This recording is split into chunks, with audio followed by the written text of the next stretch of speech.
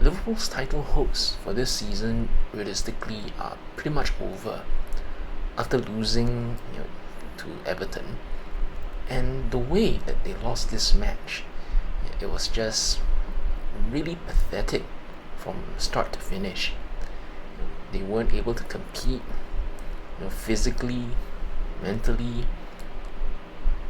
Seeing them lose out on tackles, second balls, aerial duels, ground duels, just terrible from start to finish. When when looking at the match, it seemed more as if like Everton were the ones fighting for the title and Liverpool were the ones trying to fight off relegation, right? And okay, Liverpool for the past several years, under Jurgen Klopp, they have been known for playing heavy metal football, right? But this match, and the way Liverpool played, this was not heavy metal. It wasn't even any kind of music, right? To make music, the different components have to be in time with each other. They need to be in harmony. The different components come together and make a nice sound. It makes a nice music, a nice melody. The different components work together to create something that's greater than the sum of its parts. What we saw in this match, it was Liverpool's players getting in each other's way multiple times, and sometimes even getting in their own way as well. That first goal that Everton scored, the free kick comes in, and Liverpool, they failed to clear the first time. The ball bounces around. I think they have a chance to clear it a second time, but for whatever reason they don't.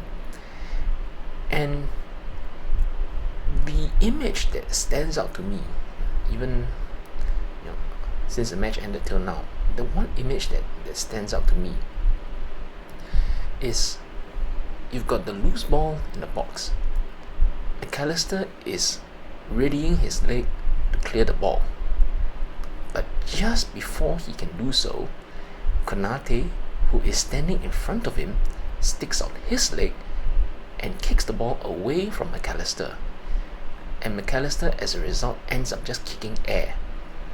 The ball bounces across the penalty box, and it lands at the feet of an unmarked Everton player who shoots and scores from it. Even calling this kind of defending comical is being kind, being very, very kind. It was just flat out stupid. No communication, no coordination, and like I said, it's these different players all getting each other's way, and just making things bad for themselves. And then, okay, despite the performance being as bad as it was, as a whole, Liverpool still had a couple of occasions where they got themselves into good positions, where they had the potential to create a good chance, a decent scoring chance.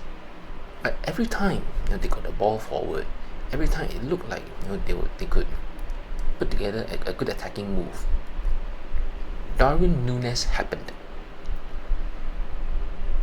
I've praised Núñez before, especially a few weeks ago, past couple of months. I praised him for his willingness to run, his tenacity, that kind of never give up type of attitude. And indeed, for those few weeks when he was scoring goals, being a difference maker, we saw the best. We saw Núñez at his best or something close to his best, and we saw what he's capable of doing when he's on it. Like the goal he scored against Sheffield, he closed the goalkeeper down. Goalkeeper cleared the ball, it bounced off Núñez, and it went to the goal.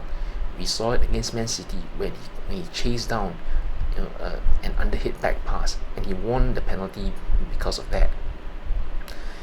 So Núñez is capable of doing those things, when he's on it. and things are going right for him. Those are his strengths. But the unfortunate thing is, his weaknesses, and especially if he is not on it, when it is not his day, his weaknesses become really very glaring. Again, that lack of composure in front of goal, his first touch, which can be described as a horrible first touch at best, or a non-existent first touch at worst. And so the other image that stands out in my mind is when there was that through ball that was played to him. Just a straight ball down the middle, and he's running onto it. If he could have had that first touch just right, to just guide it in front of him, a deft first touch, he would have had a big one-on-one chance with the goalkeeper, with all the defenders still chasing him. Instead, that first touch knocks the ball backwards, and all of a sudden the chance is gone, because the ball is behind him now. Now he has to turn around and get the ball, and just like that, it gives the opponents that crucial few seconds necessary to get back in defense. As it were, he tried to lay the ball off for Salah to take the shot, but the defenders were already in place by that point, and the chance was wasted, gone. And that horrible first touch is almost it's not like, in a nutshell, the embodiment of Nunez's poor qualities. The part about him that is infuriating, because every time there's he's in position for a chance, to take advantage of a chance coming his way, he manages to completely mess it up in increasingly original ways. This chance he wasted, was not the first time in this match, and definitely not the first time, throughout what is almost 2 seasons with Liverpool. The fact that he can miss from 2 yards out, the fact that he can dribble the ball past the goalkeeper, have an open goal, and hit the post instead. Of course, it's with hindsight, if I'm looking back a long time from now, it would look funny, the kind of like, do you remember when Darwin Núñez missed the goal in such and such ways, and I can look back 10 years from now and it was quite terrible. But watching it as it happens makes me want to tear my hair out, because just how wasteful do you want to be? How many chances do you want to have? And yes, Núñez has something like around 15 to 20 goals this season, which is not bad for a striker.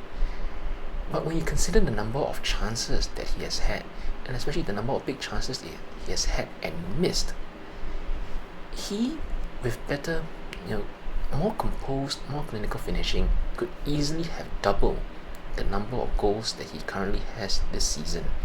And I don't think it is an exaggeration to say that, because he has had so many chances. Yes, there have been several previous occasions where all these wasted chances did not cost Liverpool the match, because they still managed to score goals from elsewhere. But in situations like these recent few weeks, when the margins are very close, when maybe all you can ever get, when maybe at best you might somehow need to squeeze out a 1-0 win, a 2-1 win, and chances like these, missing or scoring them can make the difference between winning or losing a match. As it were, if indeed Liverpool had taken these couple of chances that they did have and somehow gotten a win, then yes, the result would have masked over the poor performance of the team as a whole. But again, I said before, at this stage in the season, when if you're a team that's going for the title, at this stage of the season, results are more important than the performances. You can get away, with poor performances as long as you get the result, because ultimately results are what puts points on the table. You can get away with some bad performances here and there, and hope it's one of those that you fall under, take the points and move on. Then hopefully in the next match after that, you have good performances and good results, which of course is the ideal.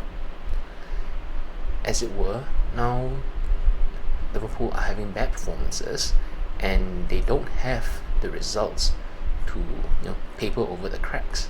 Realistically, this title race is probably over for Liverpool, because now they need both Arsenal and Man City to drop points, or I think probably in fact lose at least two of the remaining matches each.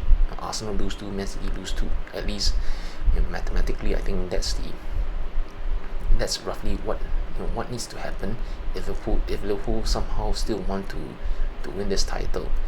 And even then, Liverpool have to win their remaining 4 matches.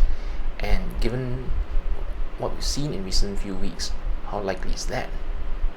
Unlikely. Watching this match, it was really angering, really insulting, I feel. And for me personally, after 80 minutes, I gave up, because I knew that seeing what I had seen up to that point, they hadn't scored, and they definitely were not scoring. Some of the players in the team played like they've given up, and as a fan watching it, for me personally, like I said, I felt like giving up, and so I did. Last 10 minutes, I gave up.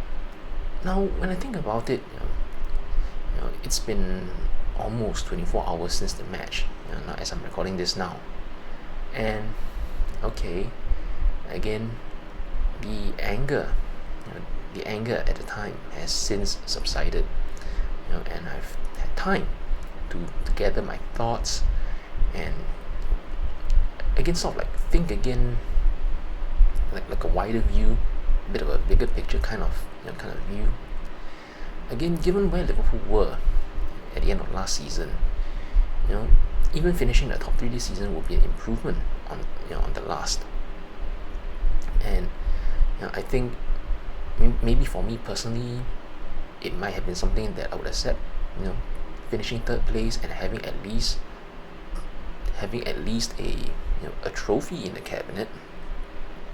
Of course, as I've said before, given the way the season progressed, midway through the season, as January and February came, Liverpool found themselves at the time in a cup final, and they were still in the cup final. They were on top of the table at the time, and they were still in the FA Cup and the Europa League as well. So it felt as if that that could be something special on the horizon, something optimistic to look forward to. So I think it's the kind of revised expectations from that middle part of the season that ends up leading to this disappointment that has come now. Of course, where you have expectations, then naturally disappointment can occur. But of course, the results being what they are, it's pointless now. Sort of like crying over spilled milk, as they say. Now Klopp's time at Liverpool is getting nearer and nearer to its end. As it is now, the number of games remaining are dwindling. Only 4 league games left, out of the other competitions. And for me, I think as a whole, even including this recent few weeks, of disappointing results, or rather, I should say that these disappointing recent few weeks really should not take away from the job that Klopp has done at Liverpool throughout his almost 9 years at the club. Because from where the club was at the time when he came in, and the high peaks that he has brought the club to in his time, that that cannot be taken away. That should not be taken away. There have been some bad memories, some sad memories, yes, but there have been also some really, really very good ones. And for me personally, I prefer to remember those good times, keep those good memories, erase the bad ones.